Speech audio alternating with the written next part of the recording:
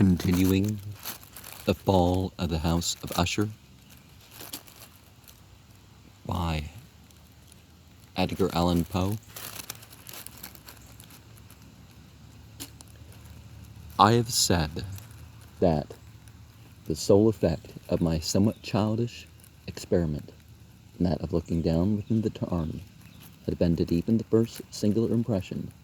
There can be no doubt that the consciousness of the rapid increase of my superstition, for why should I not so term it, served mainly to accelerate the increase itself. Such I have long known. It is the paradoxical law of all sentiments having terror as a basis, and it might have been for this reason only that when I again uplifted my eyes to the house itself from its image in the pool, there grew in my mind a strange fancy, a fancy so ridiculous, indeed, that I but mention it to show the vivid force of the sensation which oppressed me.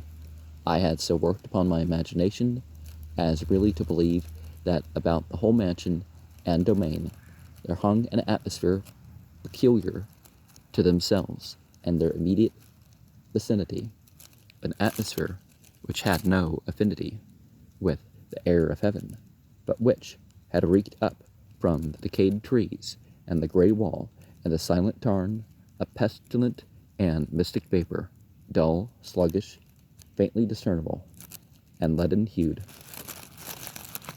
Shaking off from my spirit what must have been a dream, I scanned more narrowly the real aspect of the building. Its principal feature seemed to be that of an excessive antiquity. The discoloration of ages had been great. Minute fungi overspread the whole exterior, hanging in a fine tangled webwork from the eaves, yet all this was apart from any extraordinary dilapidation. No portion of the masonry had fallen, and there appeared to be a wild inconsistency between its still perfect adaptation of parts and the crumbling condition of the individual stones. In this, there was much that reminded me of the specious totality of old woodwork, which has rotted for long years in some neglected vault, with no disturbance from the breath of the external air. Beyond this indication of extensive decay, however, the fabric gave little token of instability. Perhaps the eye of a scrutinizing observer might have discovered a barely perceptible fissure, which, extending from the roof of the building in front, made its way down the wall in a zigzag direction until it became lost in the sullen waters of the tarn. Noticing these things, I rode over a short causeway to the house. A servant in waiting took my horse, and I entered the Gothic archway of the hall. A billet of stealthy step thence conducted me in silence through many dark and intricate passages in my progress to the studio of his master. Much that I encountered on the way contributed, I know not how, to heighten the vague sentiments of which I have already spoken, while the objects around me, while the carvings of the ceilings, the somber tapestries of the wall, the ebon blackness of the floors, and the phantasmagoric trophies which rattled as I strode, were but matters to which, are to such as which, I had been accustomed from my infancy. While I hesitated not to acknowledge how familiar all this was, I still wondered to find how unfamiliar were the fancies which ordinary images were stirring up. On one of these staircases I met the physician of the family. His countenance, I thought, wore a mingled expression of low cunning and perplexity. He accosted me with trepidation and passed on. The valet now threw open a door and ushered me into the presence of his master. The room in which I found myself was very large and lofty. The windows were long, narrow, and pointed, and at so vast a distance from the black oaken floor, as to be altogether inaccessible from within. Feeble gleams of encrimsoned light made their way through the trellised panes, and served to render sufficiently distinct the more prominent objects around. The eye, however, struggled in vain to reach the remoter angles of the chamber, or the recesses of the vaulted and fretted ceiling. Dark tape draperies hung upon the walls. The general furniture was profuse, comfortless, kink, and tattered. Many books and musical instruments lay scattered about, but failed to give any vitality to the scene. I felt that I breathed an atmosphere of sorrow. An air of stern, deep, and irredeemable gloom hung over and pervaded all. Upon my entrance, Usher arose from a sofa on which he had been lying at full length, and greeted me with a vivacious warmth which had much in it. I at first thought of an overdone cordiality, of the constrained effort of the ennuyé man of the world. A glance, however, at his countenance convinced me of his perfect sincerity. We sat down, and for some moments, while he spoke not, I gazed upon him with a feeling half of pity, half of awe. Surely a man had never been before so terribly altered in so brief a period as had Roderick Usher. It was with difficulty that I could bring myself to admit the identity of the bond being before me with the companion of my early boyhood. Yet the character of his face had been at all times remarkable, a cadaverousness of complexion, an eye large, liquid, and luminous beyond comparison, lips somewhat thin and very pallid, but of a surprisingly beautiful curve, a nose of a delicate Hebrew model, but with a breadth of nostril unusual in similar formations, a finely molded chin speaking, in its want of prominence, of a want of moral energy, hair of a more than web-like softness and tenuity. These features, with an inordinate expansion above the regions of the temple, made up together a countenance not easily to be forgotten. And now, in the mere exaggeration of the prevailing character of these features and of the expression they were wont to convey, lay so much of the change that I doubted to whom I spoke. The low, ghastly pallor of the skin, and the now miraculous luster of the eye, above all things, startled and even awed me. The silken hair, too, had been suffered to grow all unheeded, and as, in its wild gossamer texture, it floated rather than fell about the face. I could not, even with effort, connect its arabesque expression with any idea of simple humanity. In the manner of my friend, I was at once struck with an incoherence, an inconsistency, and I soon found this to arise from a series of feeble and futile struggles to overcome an habitual trepidancy, an excessive nervous agitation. For something of this nature I had indeed been prepared, no less by his letter than by reminiscences of certain boyish traits, and by conclusions deduced from his peculiar physical conformation and temperament. His action was alternately vivacious and sullen. His voice varied rapidly from a tremulous decision, when the animal spirits seemed utterly in abeyance, to that species of energetic concision, that abrupt, weighty, unhurried, and hollow-sounding enunciations, that leaden self-balance and perfectly modulated guttural utterance, which may be observed in the lost drunkard or in the irreclaimable eater of opium during the periods of his most intense excitement. It was thus that he spoke of the object of my visit, of his earnest desire to see me, and of the solace he expected to afford him. He entered at some length into what he conceived to be the nature of his malady. It was, he said, a constitutional and family evil, and one for which he despaired to find a remedy. A mere nervous affection, he immediately added, which would undoubtedly soon pass off. It displayed itself in a host of unnatural sensations. Some of these, as he detailed them, interested and bewildered me, although perhaps the terms and general manner of the narration had their weight. He suffered much from a morbid acuteness of the senses. The most insipid food alone was endurable.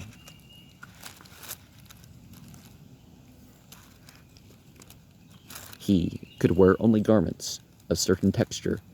The odors of all flowers were oppressive. His eyes were tortured by even a faint light, and there were but peculiar sounds, and these from stringed instruments, which did not inspire him with horror. To anomalous species of terror I found him a bounden slave.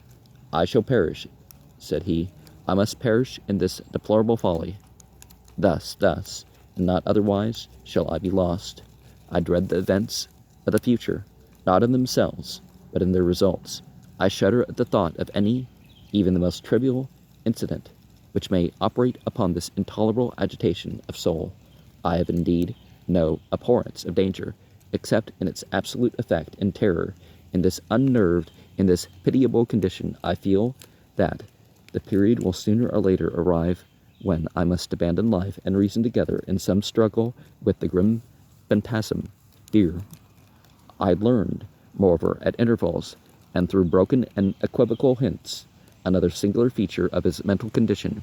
He was enchained by certain superstitious impressions in regard to the dwelling which he tenanted, and whence, for many years, he had never ventured forth in regard to an influence whose supposititious force was conveyed in terms too shadowy here to be restated, an influence which some peculiarities in the mere form and substance of his family mansion had, by dint of long suffrage, he said, obtained over his spirit, an effect which the physique of the grey walls and turrets, and of the dim tarn into which they all looked down, had at length brought upon the morale of his existence.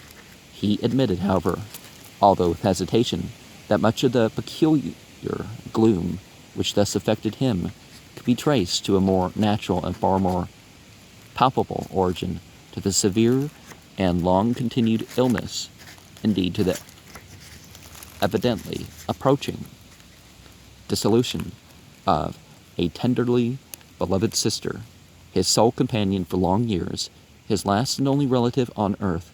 Her decease, he said, with a bitterness which I can never forget, will leave him, the hopeless and the frail, in the last of the ancient race of the Ushers. While he spoke, the lady Madeline, for so was she called, passed slowly through a remote portion of the apartment, and, without having noticed my presence, disappeared. I regarded her with an utter astonishment, not unmingled with dread, and yet I found it impossible to account for such feelings. A sensation of stupor oppressed me, as my eyes followed her retreating steps. When a door at length closed upon her, my glance sought instinctively and eagerly the countenance of the brother, but he had buried his face in his hands, and I could only perceive that a far more than ordinary wanness had overspread the emaciated fingers, through which trickled many passionate tears. The disease of the lady Madeline had long baffled the skill of her physicians.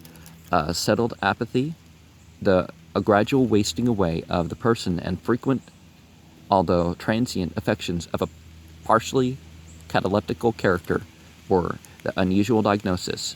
Hitherto she had steadily borne up against the pressure of her malady, and had not betaken herself finally to bed, but on the closing in of the evening of my arrival at the house, she succumbed, her brother told me at night with inexpressible agitation, to the prostrating power of the destroyer, and I learned that the glimpse I had obtained of her person would thus probably be the last I should obtain, that the lady, at least while living, would be seen by me no more. For several days ensuing, her name was unmentioned by either Usher or myself. During this period, I was busy in earnest endeavors to alleviate the melancholy of my friend. We painted and read together, I listened as if in a dream to the wild improvisations of his speaking guitar, and thus, as a closer and still closer intimacy admitted me more unreservedly into the recesses of his spirit, the more bitterly did I perceive the futility of all attempts at cheering a mind from which darkness, as if an inherent positive quality, poured forth upon all objects of the moral and physical universe. In one unceasing radiation of gloom, I shall ever bear about me a memory of the many solemn hours I thus spent alone with the master of the house of Usher. Yet I should fail in any attempt to convey an idea of the exact character of the studies or of the occupations in which he involved me, or led the way, an excited and highly distempered ideality threw a sulphurous luster over all. His long improvised dirges will ring forever in my ears. Among other things I hold painfully in my mind a certain singular perversion, an amplification of the wild air of the last waltz of Von Weber, from the paintings over which his elaborate fancy brooded, and which grew, touch by touch, into vagueness at which I shuddered, the more thrillingly, because I shuddered not knowing why. From these paintings, vivid as their images now are before me, I would in vain endeavor to adduce more than a small portion by which should lie within the compass of merely written words. By the utter simplicity of the nakedness of his designs, he arrested an overawed attention. If ever mortal painted an idea, the mortal was Roderick Usher. For me, at least, in the circumstances then surrounding me, there arose out of the pure abstractions which the hypochondriac contrived to throw upon his canvas an intensity of intolerable awe, no shadow of which felt I ever yet in the contemplation of the certainly glowing yet too concrete rubberies of Fuseli. Fuseli? One of the phantasmagoric conceptions of my friend, partaking not so rigidly in the spirit of abstraction, may be shadowed forth, although feebly in words. A small picture presented the interior of an immensely long and rectangular vault or tunnel, with low walls, smooth, white, and without interruption or device. Certain accessory points of the design served well to convey the idea that this excavation lay at an exceeding depth below the surface of the earth. No outlet was observed in any portion of its vast extent, and no torch or other artificial source of light was discernible. Yet a flood of intense rays rolled throughout, and bathed the whole in a ghastly and inappropriate splendor.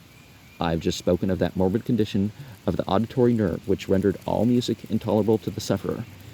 With the exception of certain effects of stringed instruments, it was perhaps the narrow limits to which he thus confined himself upon the guitar which gave birth in great measure to the fantastic character of his performances, but the fervid faculty of his impromptus could not be so accounted for. They must have been and were in the notes, as well as in the words of his wild fantasias, for he not unfrequently accompanied himself with rhythmed verbal improvisations, the result of that intense mental collectedness and concentration to which I previously alluded, as observable only in particular moments of the highest artificial excitement.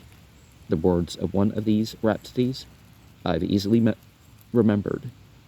I was, perhaps, the more forcibly impressed with it as he gave it, because in the mystic current of its meaning, I fancied that I perceived, and for the first time, a full consciousness on the part of Usher of the tottering of his lofty reason upon her throne.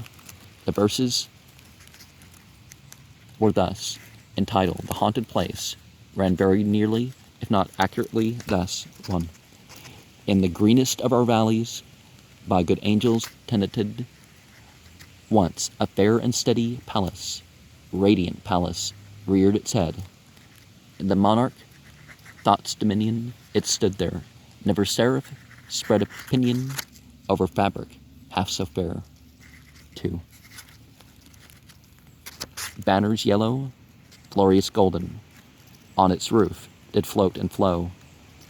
All this, was in the olden time long ago, and every gentle air that dallied in that sweet day, along the ramparts plumbed and pallid, a winged odor went away. 3. Wanderers in that happy valley, through two luminous windows saw spirits moving musically to a lute's well-tuned law. Round about a throne were sitting Farfarogin, in state his glory well befitting, the ruler of the realm was seen. 4. And all with pearl and ruby glowing was the fair palace door, through which came flowing, flowing, flowing, and sparkling evermore, a troop of echoes whose sweet duty was but to sing, in voices of surpassing beauty, the wit and wisdom of their king. 5. But evil things in robes of sorrow assailed the monarch's high estate. Ah, let us mourn, for never morrow shall dawn upon him desolate. Around about his home the glory that blushed and bloomed is but a dim remembered story of the old time entombed. 6. And travelers now within that valley, through the red lifted windows see the vast forms that move fantastically to a discordant melody, while like a rapid, ghastly river, through the pale door, a hideous throng rush out forever, and laugh but smile no more. I well remember that suggestions arising from this ballad led us into a train of thought wherein there became manifest an opinion of Usher's, which I mention not so much on account of its novelty, for other men have thought thus, as on account of the pertinency with which he maintained it. This opinion, in its general form, was that of the sentience of all vegetable things, but in its disordered fancy, the idea had assumed a more daring character and trespassed under certain conditions upon the kingdom of inorganization.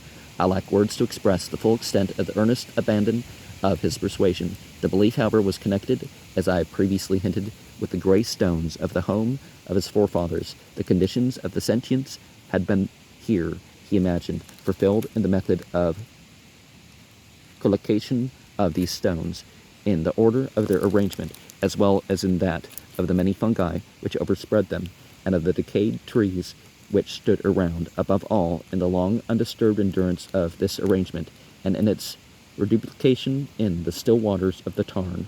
Its evidence, the evidence of the sentience, was to be seen, he said, and here I started as he spoke, in the gradual, yet certain condensation of an atmosphere of their own about the waters and the walls. The result was discoverable, he added, in that silent, yet importunate and terrible influence for which centuries had molded the destinies of his family, and which made him what I now saw him. What he was, such opinions need no comment, and I will make none. The mental existence of the invalid were, as might be supposed, in strict keeping with this character of phantasm. We pored together over such works as the Ververt at Chartreuse of Gresset, the Belphegor of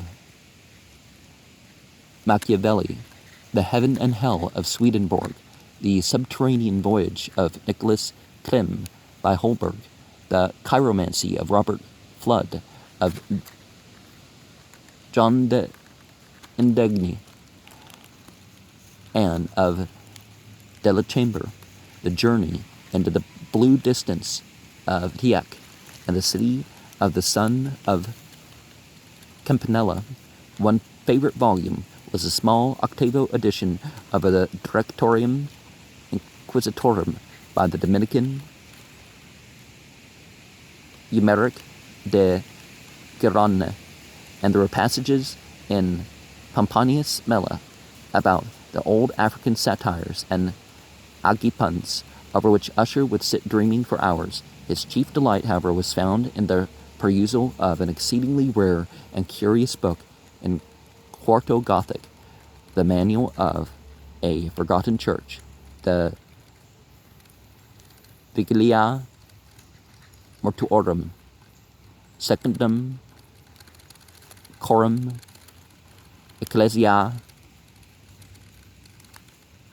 maguntina, I could not help thinking of the wild ritual of this work and of its probable influence upon the hypochondriac, when, one evening, having informed me abruptly that the Lady Madeline was no more, he stated his intention of preserving her corpse for a fortnight previously to its final interment in one of the numerous vaults within the main walls of the building.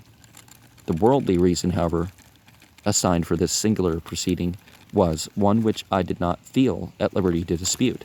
The brother had been led to his resolution, so he told me, by consideration of the unusual character of the malady of the deceased, of certain obtrusive and eager inquiries on the part of her medical men, and of the remote and exposed situation of the burial ground of the family.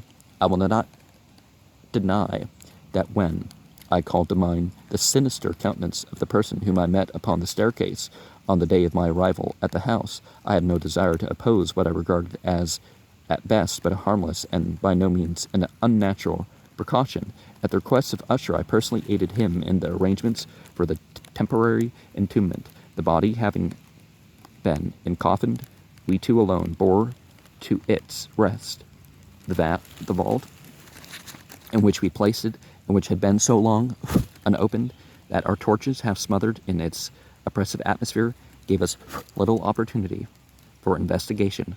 Was small, damp, and entirely without means of admission for light, lying at a great depth immediately beneath that portion of the building in which was my own sleeping apartment. It had been used, apparently in remote feudal times, for the worst purposes of dungeon keep, and in latter days as a place of deposit for powder or some other highly combustible substance, as a portion of its floor and the whole interior of a long archway through which we reached it were carefully sheathed with copper. The door of a massive iron had been also similarly protected. Its immense weight caused an unusually sharp, grating sound as it moved upon its hinges, having deposited our mournful burden upon trestles within this region of horror. We partly turned aside the yet unscrewed lid of the coffin and looked upon the face of the tenant.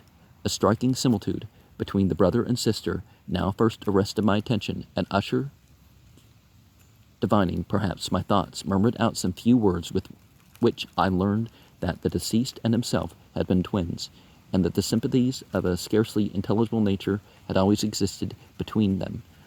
Our glances, however, rested not long upon the dead, for we could not regard her unawed. The disease which had thus entombed the lady in the maturity of youth had left, as usual in all maladies, a strict cataleptical character, the mockery of a faint blush upon the bosom and the face, that suspiciously lingering smile upon the lip, which is so terrible in death. We replaced and screwed down the lid, and having secured the door of iron, made our way with toil into the scarcely less gloomy apartments of the upper portion of the house.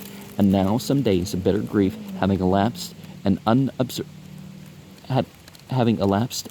observable change came over the features of the mental disorder of my friend. His ordinary manner had vanished. His ordinary occupations were neglected or forgotten. He roamed from chamber to chamber with hurried, unequal, and objectless step. The pallor of his countenance had assumed, if possible, a more ghastly hue, but the luminousness of his eye had utterly gone out. The once occasional huskiness of his tone was heard no more, and a tremulous quaver, as if of extreme terror, habitually characterized his utterance. There were times, indeed, when I thought his unceasingly agitated mind was laboring with some oppressive secret, to divulge which he struggled for the necessary courage. At times, again, I was obliged to resolve all into the merely inexplicable vagaries of madness, for I beheld him gazing upon vacancy for long hours in an attitude of the profoundest attention, as if listening to some imaginary sound. It was in no wonder that his condition terrified, that it infected me. I felt creeping upon me by slow and yet certain degrees the wild influences of his own fantastic yet impressive superstitions. It was, especially upon retiring to bed, late in the night of the 7th or 8th day of the placing of the Lady Madeleine within the dungeon, that I experienced the full power of such feelings. Sleep came not near my couch, while the hours waned and waned away. I struggled to reason off the nervousness which had dominion over me. I endeavored to believe that much, if not all, of what I felt was due to the bewildering influence of the gloomy furniture of the room, of the dark and tattered draperies which, tortured into motion by breathing of a rising tempest, swayed fitfully to and fro upon the walls, and rustled uneasily about the decorations of the bed. But my efforts were fruitless. An irrepressible tremor gradually pervaded my frame, and at length there set upon my very heart an incubus of utterly causeless alarm. Shaking this off with a grasp and a struggle, I uplifted myself upon the pillows, and peering earnestly within the intense darkness of the chamber, hearkened, I know not why, except that an instinctive spirit prompted me to certain low and indefinite sounds which came through the pauses of the storm at long intervals. I knew not whence, overpowered by an intense sentiment of horror, unaccountable yet unendurable, I threw on my clothes with haste, for I felt that I should sleep no more during the night, and endeavored to arouse myself from the pitiable condition into which I had fallen by pacing rapidly to and fro through the apartment. And one important thing is not to let the difficulties and sufferings of others accumulate upon oneself, nor have a control of the egregor, you could say, of the place and such of where you live, rather than the generations and generations of wrongdoing kind of accruing up, and that becoming the master of the atmosphere of the place, right? And there was the idea, I was having conversation, Usher, do they mean the Jewish name? And we're saying the guy looks Hebrew, so yeah, it turns out that slight Hebrew appearance, whatever that's supposed to mean, is from that. Of course, most Jews have no Semitic ancestry. It's really like Turkish or something, but